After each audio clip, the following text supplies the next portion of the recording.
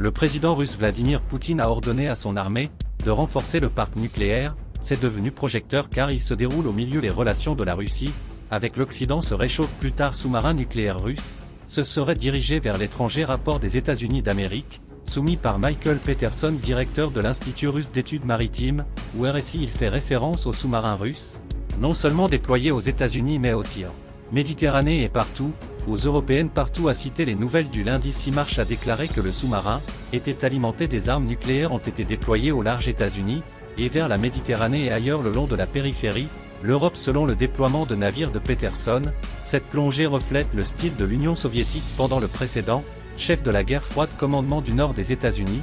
Glenn Farrak a également fait une déclaration similaire.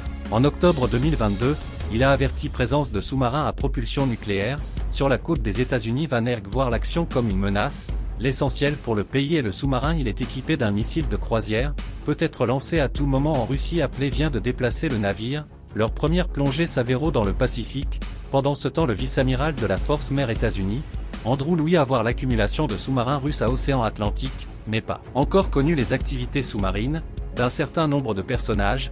L'armée a déclaré que le nombre avait augmenté au cours des 20 dernières années.